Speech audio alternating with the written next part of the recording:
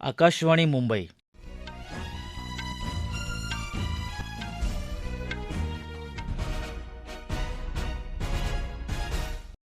अभय धुमाळ राष्ट्रीय बातम्या देत आहे. ठळक बातम्या. खेळांच्या विकासासाठी येत्या 5 वर्षात 3,000 कोटी रुपये खर्च करण्याचं प्रधानमंत्री नरेंद्र मोदी यांचं आश्वासन. पिवळ्या आणि केशरी कार्डधारक कुटुंबात जन्माला आलेल्या मुलींना 18 वर्षांचं होईपर्यंत एकूण 1 लाख रुपये देण्याचा राज्य मंत्रिमंडळाचा निर्णय. प्रधानमंत्री नरेंद्र मोदी यांची इस्रायलचे प्रधानमंत्री बेन्यामिन नेतन्याहू यांच्याशी चर्चा. गाझा सीमेवर पुन्हा ताबा मिळवल्याचा इस्रायलचा दावा. आणि उपाध्यक्षपदाचा कार्यकाळ संपल्यावरही निवासस्थानी सरकारी कागदपत्र आढळल्याप्रकरणी अमेरिकेचे राष्ट्राध्यक्ष जो बायडन यांची व्हाईट हाऊसच्या वकिलांकडून चौकशी.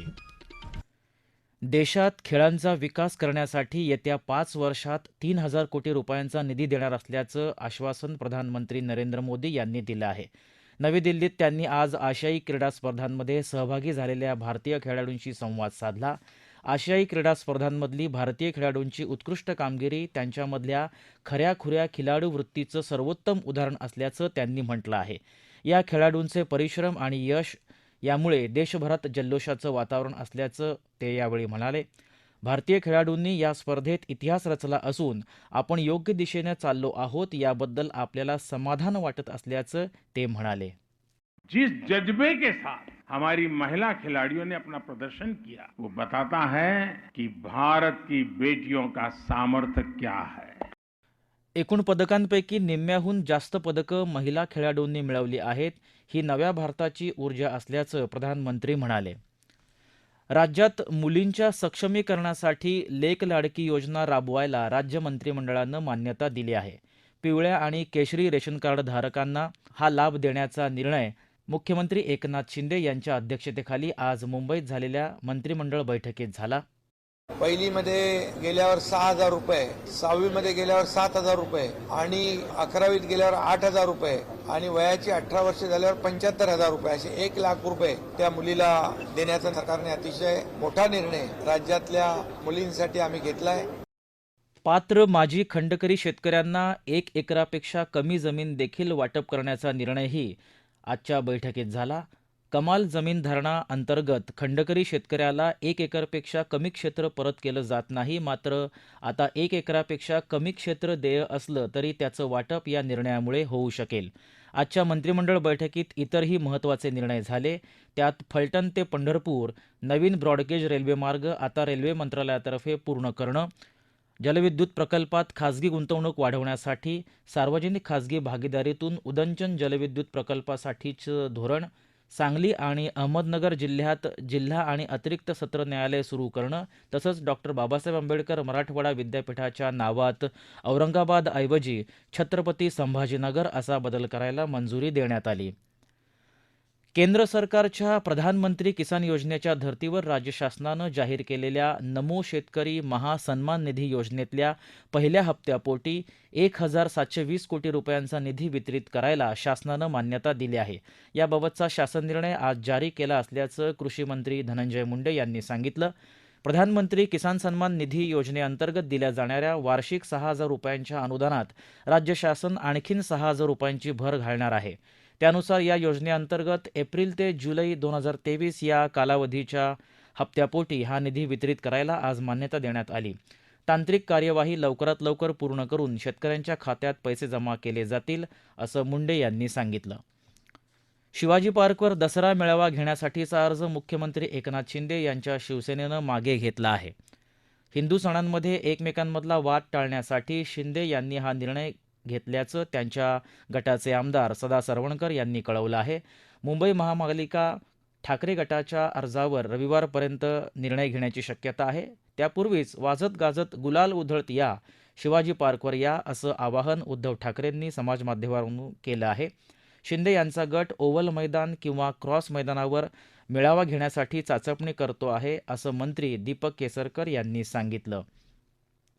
बालकांमधल्या कुपोषणाच्या समस्येला तोंड देण्यासाठी नवीन राष्ट्रीय व्यवस्थापन कार्यक्रम महिला आणि बालविकास मंत्री स्मृती इराणी यांनी आज नवी दिल्ली इथं जारी केला. अंगणवाडी स्तरावर कुपोषित बालकांचा शोध घेऊन त्यांना नियोजनबद्ध रीतीनं पोषणयुक्त आहार उपलब्ध करण्यासाठीचा हा व्यापक कार्यक्रम आहे. कुपोषित बालकं ओळखून त्यांच्यावर उपचार करणं हा पोषण अभियानाच्या दुसऱ्या टप्प्याचा अविभाज्य पैलू असून पोषण मास अंतर्गत 17,000हून जास्त उपक्रम आयोजित करण्यात आल्याची माहिती त्यांनी यावेळी दिली. गंभीर स्वरूपाच्या कुपोषण व्यवस्थापनासाठी राज्यातल्या अमरावती जिल्ह्यातल्या तिवसा तालुक्यातल्या गुरुदेवनगर गावच्या अंगणवाडी सेविका मेघा बनारसे यांना स्मृती इराणी यांच्या हस्ते यावेळी सन्मानित करण्यात आलं. या राष्ट्रीय बातम्या आकाशवाणीच्या मुंबई केंद्रावरून देत आहोत. केंद्र सरकार देशभरात सर्वसामान्यांना परवडणारी आणि उच्च दर्जाची मानसिक आरोग्य सेवा देण्यासाठी कटिबद्ध असून टेलिमानस हे ॲप मानसिक आरोग्य सेवा पुरवण्यात महत्त्वपूर्ण भूमिका बजावत आहे, असं केंद्रीय आरोग्यमंत्री मनसुख मांडविया यांनी म्हटलं आहे. नवी दिल्लीत आयोजित मानसिक आरोग्य परिषदेला संबोधित करताना ते आज बोलत होते. 2017मध्ये संमत झालेला मेंटल केअर ॲक्ट अंतर्गत मानसिक आरोग्य संरक्षण कायदा देशातल्या प्रत्येक जिल्ह्यात लागू करण्याची गरज असल्याचं त्यांनी यावेळी सांगितलं. प्रधानमंत्री नरेंद्र मोदी यांनी आज इस्रायलचे प्रधानमंत्री बेन्यामिन नेतन्याहू यांच्याशी बातचीत केली. भारत दहशतवादाचा एकमुखानं निषेध करत असल्याचं मोदी यांनी सांगितलं. इस्रायलमध्ये दहशतवादी हल्ल्यात बळी गेलेल्यांप्रती त्यांनी शोक व्यक्त केला. तसंच जखमी झालेल्यांप्रती सहसंवेदना प्रकट केली. या कठीण काळात भारत इस्रायलच्या सोबत आहे असं सांगताना त्यांनी इस्रायलमधल्या भारतीय नागरिकांच्या सुरक्षिततेविषयी चिंता व्यक्त केली. त्यावर तिथल्या भारतीयांच्या सुरक्षिततेची ग्वाही नेतन्याहू यांनी दिली. गाझा सीमेवर पुन्हा ताबा मिळवल्याचा दावा इस्रायलनं केला आहे. हमासच्या अतिरेक्यांनी बॅरिकेड्स तोडून प्रवेश केलेल्या ठिकाणांवर इस्रायली लष्कर भूसुरुंग लावणार आहे. हमासच्या एकाही दहशतवाद्यानं कालपासून इस्रायलमध्ये प्रवेश केला नसल्याचं इस्रायलनं म्हटलं आहे. रविवारपासून सुरू झालेल्या या युद्धात दोन्ही बाजूच्या मिळून सुमारे 1800 लोकांचा मृत्यू झाला आहे. यात 1000 इस्रायली आणि सुमारे 800 पॅलेस्टिनी नागरिकांचा समावेश आहे. या युद्धात 7,500हून अधिक लोक जखमी झाले आहेत. संयुक्त राष्ट्रांच्या अहवालानुसार 1,87,000 नागरिक गाझा पट्टीतून विस्थापित झाले आहेत. संवेदनशील माहिती असलेली सरकारी कागदपत्र हाताळल्याप्रकरणी अमेरिकेचे राष्ट्राध्यक्ष जो बायडन यांची व्हाईट हाऊसच्या वकिलांनी चौकशी केली. उपाध्यक्षपद सोडल्यानंतर बिडेन यांच्या निवासस्थानी काही कागदपत्र आढळून आली होती. अध्यक्षीय अभिलेख कायद्यानुसार कार्यकाळ संपल्यावर सर्व कागदपत्र राष्ट्रीय अभिलेखागारात ठेवलं जाणं अपेक्षित आहे. अमेरिकेचे अॅटर्नी जनरल मेरिक गारलँड यांच्या आदेशानुसार रॉबर्ट हूर यांनी रविवार आणि सोमवारी ही चौकशी केली. माजी राष्ट्राध्यक्ष डोनाल्ड ट्रम्प यांच्या घरी गोपनीय कागदपत्र आढळल्यानंतर ही चौकशी झाली. बायडेन यांच्यावर आरोप लावायचे किंवा नाही याचा निर्णय अजूनही हूर यांनी घेतलेला नसल्याचं कळतंय. एकदिवसीय क्रिकेट विश्वचषक स्पर्धेत आज धरमशाला इथं सुरू असलेल्या सामन्यात इंग्लंडनं बांगलादेशावर 137 धावांनी विजय मिळवला. बांगलादेशानं नाणेफेक जिंकून इंग्लंडला प्रथम फलंदाजीसाठी आमंत्रित केलं. इंग्लंडनं निर्धारित 50 षटकात 9 गडी गमावून 364 धावा केल्या. डेव्हिड मलननं 140 तर जो रूटनं 82 धावा केल्या. जॉनी बेअरस्टोननं 52 धावांचं योगदान दिलं. विजयासाठी 365 धावांच्या लक्ष्याचा पाठलाग करताना बांगलादेशाचा संघ 10 चेंडू बाकी असतानाच 227 धावात गारद झाला. या स्पर्धेत हैदराबाद इथं सुरू असलेल्या दुसऱ्या सामन्यात श्रीलंकेनं पाकिस्तानपुढे विजयासाठी 345 धावांचं आव्हान ठेवलं आहे. श्रीलंकेनं नाणेफेक जिंकून प्रथम फलंदाजी करायचा निर्णय घेतला. कुशल मेंडिस आणि सदिरा समरविक्रमा यांच्या शतकी खेळींच्या बळावर श्रीलंकेनं 50 षटकात 9 गडी गमावून श्रीलंकेनं 344 धावा केल्या.